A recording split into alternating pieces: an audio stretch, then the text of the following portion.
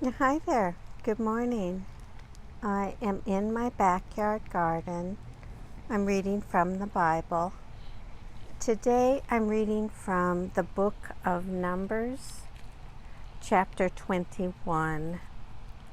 In chapter 21 of Numbers, it talks about the bronze serpent, and then it talks about the journey to Moab, and goes on to talk about King Sihon defeated, and then it finishes up by talking about King Og defeated. But before I get started, I want to talk just a little bit about what you see in the video today.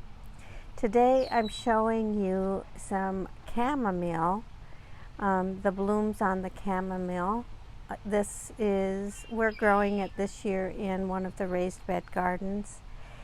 And what I do with chamomile is I harvest the blooms, dehydrate them, and then we use it to make chamomile tea. So chamomile tea is a nice tea to drink in the evening. It kind of is calming and good for just before sleep. Okay, enough about the garden. Back to Bible reading. Today I'm reading from the book of Numbers, chapter 21. The reading begins. When the Canaanite, the king of Arad, who lived in the Negeb, heard that Israel was coming by way of Atharim, he fought against Israel and took some of them captive. Then Israel made a vow to the Lord and said, "If you will indeed give this people into our hands, then we will utterly destroy their towns." The Lord listened to the voice of Israel and handed over the Canaanites, and they utterly destroyed them and their towns. So the place was called Hormah. From Mount Hor they set out by the way of the Red Sea to go around the land of Edom. But the people became impatient on the way. The people spoke against God and against Moses. "Why have you brought us up out of Egypt to die in the wilderness? For there is no food and no water, and we detest this miserable food." Then the Lord sent poisonous serpents among the people, and they bit the people, so that many Israelites died. The people came to Moses and said, "We have sinned by speaking against the Lord and against you. Pray to the Lord to take away the serpents from us."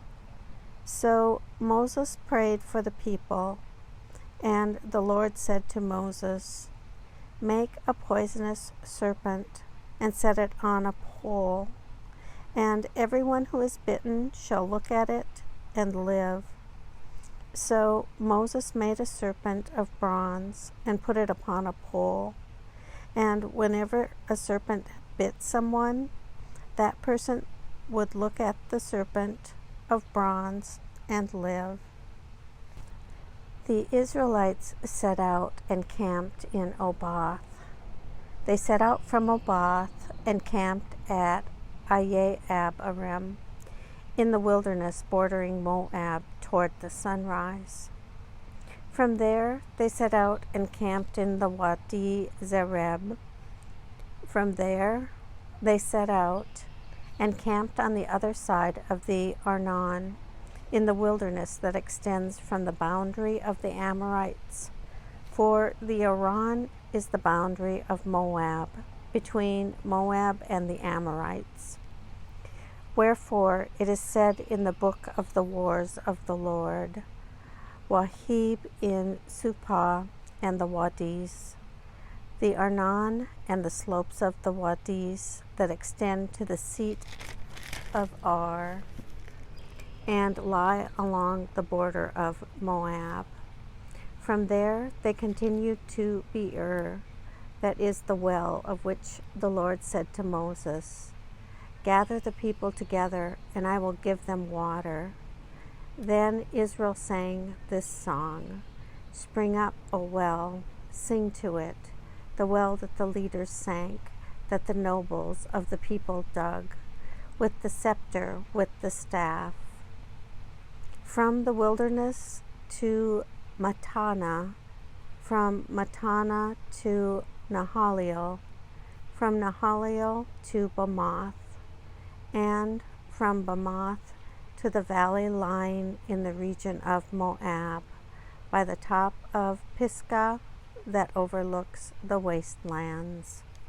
Then Israel sent messengers to King Sihon of the Amorites, saying, "Let me pass through your land. We will not turn aside into field or vineyard. We will not drink the water of any well. We will go by the king's highway until we have passed through your territory." But Sihon would not allow Israel to pass through his territory. Sihon gathered all his people together and went out against Israel to the wilderness. He came to Jahaz and fought against Israel. Israel put him to the sword and took possession of his land from the Arnon to the Jabbok, as far to the Amorites, for the boundary of the Amorites was strong. Israel took all these towns, and Israel settled in all the towns of the Amorites, in Heshbon and in all its villages. For Heshbon was the city of King Sihon of the Amorites, who had fought against the former king of Moab and captured all his land as far as the Arnon. Therefore the ballad singers say, "Come to Heshbon, let it be built. Let the city of Sihon be established. For fire came out from Heshbon, flame from the city of Sihon. It devoured Ar of Moab, and swallowed up the heights of the Arnon. Woe to you, O Moab! You are undone, O people of Chemosh. He has made his sons fugitives and his daughters captives to the Amorite king Sihon. So their posterity perished from Heshbon to Dibon, and we laid waste until fire spread to Maneba." Thus Israel settled in the land of the Amorites. Moses sent to spy out Jazer, and they captured its villages and dispossessed the Amorites who were there. Then they turned and went up the road to Bashan, and King Og of Bashan came out against them, he and all his people, to battle at Edrei. But the Lord said to Moses, "Do not be afraid of him, for I have given him into your hand, with all his people and all his land. You should do to him as you did to King Sihon of the Amorites, who ruled in Heshbon." So they killed him, his sons, and all his people, until there was no survivor left, and they took possession of his land. This ends the reading of Numbers chapter 21.